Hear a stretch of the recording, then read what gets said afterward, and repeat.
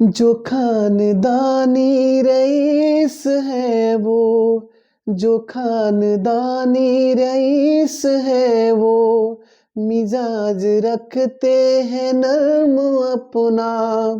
तुम्हारा लहजा बता रहा है, तुम्हारा लहजा बता रहा है, तुम्हारी दौलत नई नई है। खामोश लब है, झुकी है पलके, दिलों में उल्फत नई नई है। खामोश लब है, झुकी है पलके, दिलों में उल्फत नई नई है। हेलो मेरे प्यारे बच्चों, चलिए आज हम लोग फिर से स्टार्ट करते हैं अपना अगले चैप्टर और उसका ऑब्जेक्टिव गेस क्वेश्चन, जो आपके एग्जाम में पूरी तरह से उम्मीद है 100% आने वाले क्वेश्चन जो आप पढ़ लेते हैं तो आपके 12th एग्जाम जो ही बिहार बोर्ड होने वाले हैं सफिशिएंट है बाबू। अब करते हैं, लेकिन हाँ ये नहीं है बाबू 100% आप इसी पे डिपेंड होंगे। आप इसको देख लें, अगर अपना तैयारी भी करते रहें ठीक है ना, लेकिन ये लास्ट समय में एक चीजें हैं कि आपको काफी एनालिसिस के बाद हम निकाल के दे रहे हैं तो कहीं ना कहीं तो है, ठीक है ना।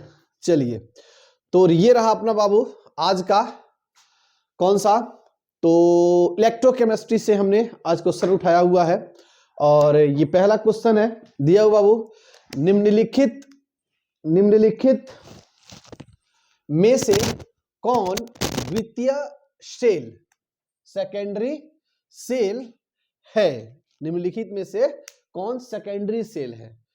बाबू देखिए दो सेल होते हैं, एक प्राइमरी सेल होता है, एक सेकेंडरी सेल होता है। इलेक्ट्रोकेमिस्ट्री चैप्टर में आपको मिलेगा ये। प्राइमरी सेल जो होता है बाबू वो रिचार्ज नहीं होता है, ठीक है ना, उसको रिचार्ज नहीं कर सकते हैं। सेकेंडरी सेल जो होता है उसमें रिचार्ज होता है।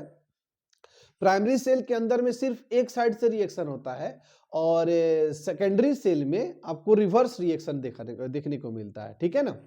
तो इसके एग्जाम्पल जो होते हैं बाबू आपको याद करने पड़ेंगे। लेड स्टोरेज सेल होता है, कौन सा होता है, लेड स्टोरेज सेल। तो ये आपका रहा लेड स्टोरेज सेल, ठीक है। अपना सेकेंड नंबर क्वेश्चन बाबू, निम्न में से कौन सा हाइड्रोजन अम्ल, हाइड्रोजन बाबू ये फ्लोरीन क्लोरीन ब्रोमीन आयोडीन उसको हाइड्रोजन ग्रुप कहते हैं, हाइड्रोजन समूह कहते हैं, सबसे प्रबल अपचायक है। प्रबल अपचायक मतलब कि स्ट्रॉन्ग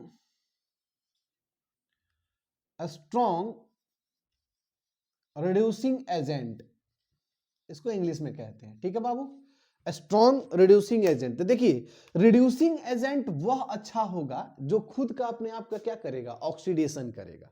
मतलब जिसका ऑक्सीडेशन टेंडेंसी, ऑक्सीडेशन पावर जितना ज्यादा होगा वो उतना अच्छा क्या होगा, रिड्यूसिंग एजेंट होगा। सिंपल सी बात है। तो यहां देखते हैं बाबू HCl है, HBr है, HI और HF है। अगर इसके बारे में बात करें बाबू तो देखिए जो डिफरेंट होता है ना उस पे हम कंपेयर करते हैं, सिमिलर को हम लोग इग्नोर करते हैं। सिमिलर का मतलब क्या है, यहाँ हाइड्रोजन है, हाइड्रोजन है, हाइड्रोजन हाइड्रोजन को छोड़ देंगे, हमको कहां से देखना पड़ेगा, फ्लोरीन क्लोरीन। तो यहाँ शॉर्ट में करते हैं फ्लोरीन क्लोरीन ब्रोमीन, थोड़ा सीक्वेंस में लिख लें, और आयोडीन की बात करते हैं, ठीक है बाबू। इसमें फ्लोरीन जो होता है आप इस चैप्टर के इलेक्ट्रोकेमिकल सीरीज के अकॉर्डिंग देखेंगे तो ये सबसे नीचे आता है बाबू, ठीक है ना, सबसे नीचे आता है। अच्छा छोड़िए वो थोड़ा लंबा हो जाएगा, आपको सीरीज याद करना पड़ेगा। उससे आसान तरीका हम आपको ये बताते हैं कि इसमें बाबू ये हैलोजन ग्रुप होते हैं, ये इलेक्ट्रॉन लेने वाले होते हैं, बात समझिए। तो इलेक्ट्रॉन लेने वाले के क्या होता है, रिडक्शन होता है, तो उसका ऑक्सीडाइजिंग पावर।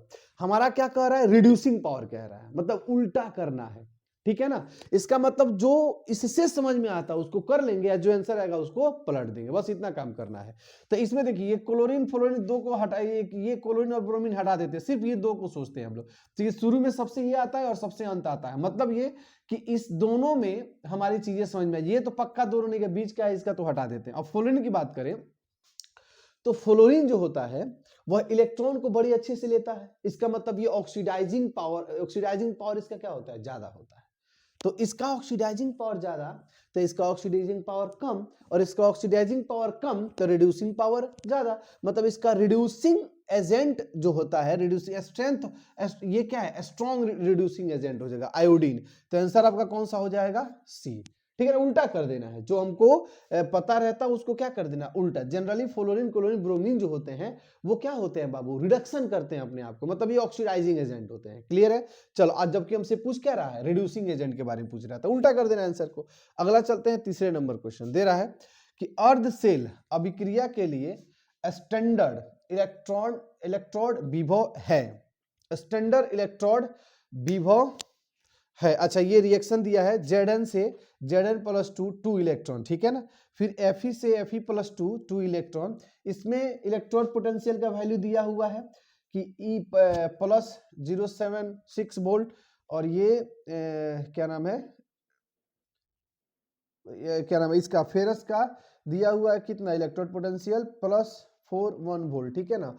और सेल अभिक्रिया का ईएमएफ, ईएमएफ आपको ज्ञात करना है, इलेक्ट्रोमोटिव फोर्स कहते हैं इसको। तो ये आपका सेल रिएक्शन, यही आपका एक इंपॉर्टेंट पार्ट है बाबू, ये इंपॉर्टेंट पार्ट है। और ये जो रिएक्शन दिया है यहां से आपके इंपॉर्टेंट पार्ट निकलेंगे, इसी के आधारित पे इसका आंसर होगा, ठीक है ना। इसका आंसर कैसे निकालेंगे बाबू, तो उसका ट्रिक क्या होता है, देखिए। सबसे पहले बाबू हम इस रिएक्शन को देखेंगे और पहचानेंगे, इसका फॉर्मूला होता है निकालने का। फॉर्मूला आप जरा बता दें हम आपको, तो फॉर्मूला होता है ये ई सेल इक्वल टू होता है E cathode reduction potential minus E anode reduction potential, मतलब दोनों का रिडक्शन पोटेंशियल होना चाहिए। कैथोड पहले रखिए, एनोड बाद में रखिए, ठीक है। अभी कैथोड एनोड कैसे पहचानेंगे, तो बहुत सिंपल है बाबू। क्या है कि इसे जिंक का यहां से देखेंगे तो क्या हो रहा है, ऑक्सीडेशन हो रहा है। तो जिंक का जब ऑक्सीडेशन होगा, यहाँ पे जिंक का यदि ऑक्सीडेशन होता है और यहाँ पे फेरस का क्या हो रहा है, रिडक्शन, तो इसका रिडक्शन, तो जिसका ऑक्सीडेशन होता है वह क्या कहलाता है, देखिए। तो ट्रिक होता है loan, left hand oxidation anode, मतलब ऑक्सीडेशन जो होता है उसको क्या बोलते हैं, एनोड। तो जिंक क्या हो गया, एनोड, ये वाला क्या हो गया, एनोड, तो बाकी ये वाला क्या हो गया, कैथोड। तो इस तरह से एनोड कैथोड तो हमने डिसाइड कर लिया। अब रिडक्शन पोटेंशियल, ये देखिए जिंक से जिंक+2 बन रहा है, इसका वैल्यू इतना दिया है, इसका मतलब ये किसका मान दिया है, यहाँ पे हो रहा है ऑक्सीडेशन, तो ये मान दिया ऑक्सीडेशन का। हम जानते हैं ऑक्सीडेशन पोटेंशियल और रिडक्शन पोटेंशियल में माइनस का, मतलब कहने का मतलब रिडक्शन पोटेंशियल जो रहता है उसकी माइनस कर दीजिए तो ऑक्सीडेशन पोटेंशियल हो जाता है। तो यहाँ पे हमको कैथोड क्या नाम है, एनोड का क्या चाहिए, रिडक्शन पोटेंशियल। अब क्या वैल्यू दिए रहा है यहाँ पे, पहले कैथोड देखते हैं। कैथोड का हमको चाहिए रिडक्शन पोटेंशियल, इसका हो रहा है ऑक्सीडेशन, तो इसको क्या करेंगे बाबू, हम उल्टा कर देंगे। तो यहाँ पे क्या लिखेंगे, -0.41। क्लियर है, -0.41, फिर माइनस ब्रैकेट। अब इसको प्लस में दिया है, इसका भी रिडक्शन पोटेंशियल उल्टा कर देंगे तो कितना आ जाएगा, -0.76। तो माइनस माइनस प्लस और माइनस, इसको जब सॉल्व करेंगे तो 0.35 वोल्ट आंसर आ जाएगा। तो आंसर आपका कौन सा हो जाएगा बाबू, आंसर हो जाएगा आपका बी। थोड़ा सा ये कॉम्प्लेक्स था, ये इंपॉर्टेंट, बहुत बहुत इंपॉर्टेंट, आपको भी ये जब क्वेश्चन बैंक बनाते होंगे तो आप भी इस चीज को जज कर सकते हो, बहुत बार ये क्वेश्चन पूछा जाता है, ठीक है। इसी बेस पे पूछा जाता है। तो अगर आपको इस सॉल्यूशन पता है तो आप कुछ भी करिए, थोड़ा वैल्यू चेंज करें, कुछ बड़े कोई मैटर नहीं है, बस इस फॉर्मूला को याद रखिएगा, E cell equal to E cathode minus E anode, और आपका आंसर खट दिया जाएगा। तो ये रहा अपना, अगला फिर स्टार्ट करते हैं, अगला देखते हैं क्वेश्चन। चलिए ये रहा बाबू हम लोग का 4 नंबर क्वेश्चन। तो क्या दिया हुआ है, प्लेटिनम इलेक्ट्रोड पर H+ आयन पहले अपचयित मतलब रिड्यूस्ड होता है। H+ आयन प्लेटिनम इलेक्ट्रोड पर H+ आयन से, यहाँ पे थोड़ा छूटा हुआ है, से पहले अपचयित होता है। बाबू देखिए, जब इलेक्ट्रोलाइसिस होता है ना, तो इलेक्ट्रोलाइसिस होने के बाद में वहां पे जो सॉल्यूशन के अंदर में जो आयंस क्रिएट होते हैं उसमें केटायन होता है, एक एनायन होता है, ठीक है ना। तो केटायन जो होता है जिसका रिडक्शन पोटेंशियल का वैल्यू बाबू ज्यादा होता है, ठीक है ना, वो जाकर के अपना ये कैथोड पे रिड्यूस हो जाते हैं, है कि नहीं। मतलब वही प्लेटिनम इलेक्ट्रोड यहाँ पे दिया है तो वही कैथोड होगा, ठीक है। तो उस पे जाकर रिड्यूस होते हैं। तो बाबू इसमें से देखेंगे कि H+ से ज्यादा रिडक्शन पोटेंशियल अगर किसी का होगा, समझे ना, तो वो जाकर के रिड्यूस, ओहो हो गड़बड़ गड़बड़ गड़बड़, ऑक्सीडेशन पोटेंशियल जिसका, सॉरी बाबू, जिसका ऑक्सीडेशन पोटेंशियल ज्यादा होता है वो पहले जाकर के रिड्यूस होगा। तो इसमें देखेंगे तो H+ से ज्यादा रिडक्शन पोटेंशियल होता है आपका, किसका हो जाएगा, तो जिंक प्लस 2 का हो जाता है, ठीक है ना। ये सब पीछे होते हैं सबसे ज्यादा में ना हाइड्रोजन के इलेक्ट्रोकेमिकल सीरीज में देखेंगे आप, तो ऊपर कौन रहता है बाबू, जिसका रिडक्शन पोटेंशियल का वैल्यू नीचे आने पे जैसे कि नेगेटिव में बढ़ते जाता है, ठीक है ना। तो ठीक है, आंसर कौन सा आपका होगा, जिंक हो जाएगा। निम्न में से कौन सा धातु अम्ल से अभिक्रिया कर H2 गैस मुक्त नहीं करता है बाबू। तो नहीं करता है तो ये देखिए, जो हाइड्रोजन से जितने नीचे आएंगे इलेक्ट्रोकेमिकल सीरीज में, हाइड्रोजन से जितने नीचे आएंगे उससे जब भी कोई एसिड अभिक्रिया करता है तो हाइड्रोजन गैस मुक्त नहीं करता है, लेकिन उसके ऊपर जितने भी है हाइड्रोजन जो है रेफरेंस इलेक्ट्रोड, जिसका रिडक्शन पोटेंशियल ऑक्सीडेशन पोटेंशियल दोनों का वैल्यू 0 होता है, उससे ऊपर जितने होते हैं वह, उससे ऊपर जो होते हैं, अगर कोई एसिड रिएक्ट करता है तो वहां H2 गैस का निष्कासन होता है। तो अगर देखेंगे बाबू तो इन सबों में नीचे कौन आता है हाइड्रोजन के, तो कॉपर आता है। तो यहाँ पे आपका आंसर कौन हो जाएगा बउआ, कॉपर हो जाएगा। चलिए अच्छी बात है। सर्वाधिक चालकता है, मतलब इसमें सबसे ज्यादा कंडक्टर होता है, तो बहुत ही सामान्य सा क्वेश्चन है, कौन सा होता है आपका, सिल्वर होता है, ठीक है। ये बहुत बारी पूछा गया है, इसको थोड़ा ध्यान लगाएंगे आप लोग। अगला बात करते हैं बाबू, ये एक क्वेश्चन दिया है, ठीक है ना, इक्विवेलेंट मोलर, ये क्या नाम है, मोलर कंडक्टेंस का है ये। अब कह रहा है कि इसके बराबर है। देखिए इसका सिंपल सा होता है कि इसको तोड़ना है। देखिए बात समझिए, इसको तोड़ना होता है। जैसे मान लीजिए कि अगर तोड़ेंगे तो समेशन ऑफ m करके NH4 और OH होता है, ठीक है ना। तो इसको जब तोड़ेंगे बाबू तो क्या बनता है, समेशन m NH4, ठीक है ना, NH4 प्लस और प्लस 0 नॉट होता है उसको कहते हैं, और OH माइनस, ऐसे करके होता है, ठीक है ना। ये टूटता है, लेकिन थोड़ा उस तरह का आंसर नहीं दिया है, गड़बड़ दिया है। तो इसका क्या ट्रिक है बाबू, देखिए कैसे पकड़ेंगे। तो हमको देखना है कि इसमें से कौन जो है इसके बराबर आ जाता है, ठीक है ना। थोड़ा पकड़ते हैं हम लोग एक करके। जैसे अगर इस पहला ऑप्शन देखेंगे हम, तो NH4OH प्लस NH4Cl और माइनस ये, तो इसमें से HCl हट रहा है, मतलब यहाँ से Cl को हटा दीजिए और यहाँ से आप H को हटाइए, तो मामला गड़बड़ है। इसका मतलब ये गड़बड़ हो रहा है ना, यहाँ से OH हटता तो कुछ समझ में आता, तो H हट रहा है, मतलब यहाँ से नहीं, ये तो एकदम गलत आंसर है, ठीक है। बी में चलते हैं बाबू, Na आपका OH और NH4Cl और NaCl, यहां से किसको अपन रिप्लेस कर रहे हैं बाबू, देखिए अगर रिएक्ट करेंगे तो ये माइनस हो जाएगा, ये माइनस, और ये हो जाएगा प्लस, ठीक है ना।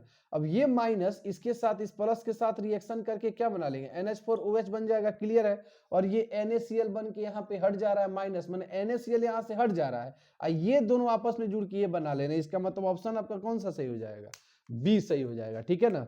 और ये NH4Cl, तो यहाँ से NaOH माइनस हो रहे हैं, अगर यहाँ से Na हटा दीजिए और यहाँ से आप Cl हटा दीजिए तो कंप्लीटली ये बचेगा, तो ये भी गलत हो जाएगा। यहाँ पे अगर क्या हटा रहा है NH4Cl, तो NH4 या इसमें है ये नहीं है, तो ऐसे ही गलत है। इसको एक बार और बता दे बाबू, सिंपल सा, NaCl हटाना है तो यहाँ से Cl हटा दीजिए और यहाँ से Na हटा दीजिए, आई इस दोनों को आपस में जोड़ दीजिए, देखिए ऐसा बन जा रहा है। तो सिंपल आपका आंसर कौन सा हो जाएगा, बी ऑप्शन हो जाएगा, ठीक है जी।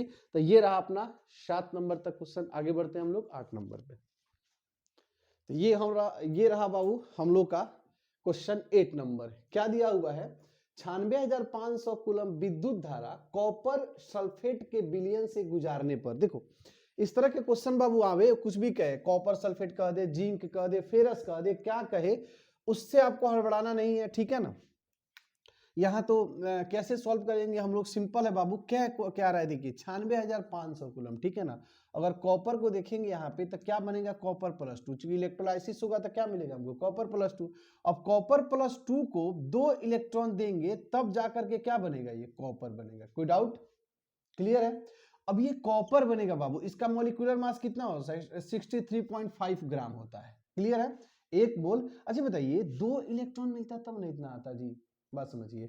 अगर चार्ज हम, मतलब कहने का मतलब है कि 1 मोल, ये 1 मोल का वजन बता रहे हैं, तो अगर मान लो कि 1 मोल इलेक्ट्रॉन पे चार्ज कितना होता है, 96,500 होता है। तो ये इस इक्वेशन के अकॉर्डिंग ये समझ में आ रहा है कि अगर 2 मोल 2 गुना 96,500 अगर चार्ज उसको देंगे, माने 2 इलेक्ट्रॉन देंगे, तब जाके किस में कन्वर्ट होगा, कॉपर में कन्वर्ट होगा। लेकिन यहाँ पे क्वेश्चन में क्या दिया है, 96,500, मतलब 2 नहीं दिया जा रहा है, इससे आधा दिया जा रहा है, कम दिया जा रहा है। तो ऑब्वियसली ये कम दे रहे हो तो ये भी क्या बनेगा, कम, मतलब बाई 2। तो आंसर कितना आ जाएगा बाबू आपका, इसको डिवाइड करेंगे तो 31.6 ये 76 आ जाएगा। देखो इसका सिंपल सा लॉजिक है बाबू, इक्वेशन लिखो, ये इक्वेशन में कितने इलेक्ट्रॉन की डिमांड है ये लिखो, क्वेश्चन किस में दिया है वो देखो, और जितनी आवश्यकता हो, जैसे मान लो अपन यहाँ अगर नॉर्मली लिखते हम लोग तो क्या लिखते कि चूंकि कॉपर प्लस टू को कॉपर में परिवर्तित करने के लिए 2 गुना 96,500 ये चाहिए, चार्ज चाहिए।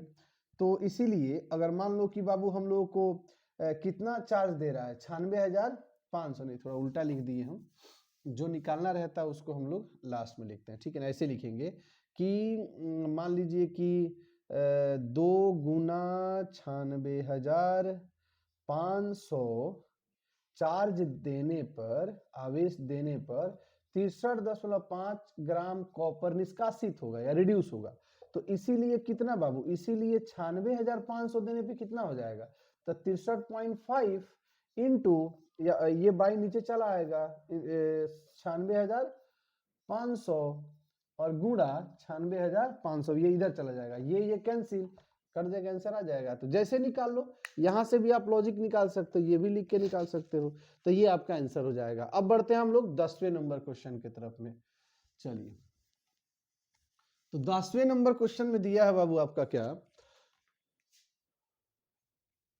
ओ सॉरी कौन सा, ये 9वें नंबर, सॉरी 9वें नंबर क्वेश्चन में दिया है बाबू, NaF के जलीय घोल, मतलब NaF है और क्या है, एक्वस है, एक्वस मतलब जलीय, मतलब यहाँ पे क्या है, H2O है, ठीक है।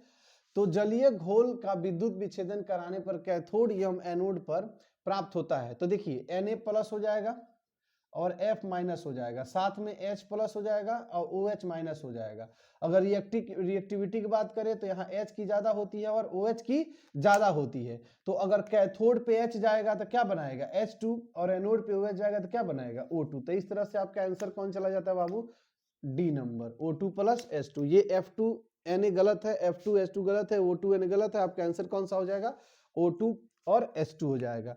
10 नंबर क्वेश्चन देखते हैं, 1 मोल Al प्लस 3 को Al में रिडक्शन के लिए कितने आवेश की आवश्यकता होगी। तो आई थिंक ये क्वेश्चन और ये क्वेश्चन लगभग सिमिलर है बाबू, ठीक है ना, ऑलमोस्ट चीजें बहुत सारी सिमिलर है, लेकिन ये क्वेश्चन भी एग्जाम में आपके आए हुए हैं और ये भी क्वेश्चन कई बार एग्जाम में पूछा हुआ दर में, ठीक है। तो बहुत दोनों इंपॉर्टेंट, इसीलिए हमको उठाना पड़ा है और अच्छा क्वेश्चन है बाबू। तो थोड़ा देखते हैं इसको भी सॉल्व करके हम लोग कैसे बनेगा।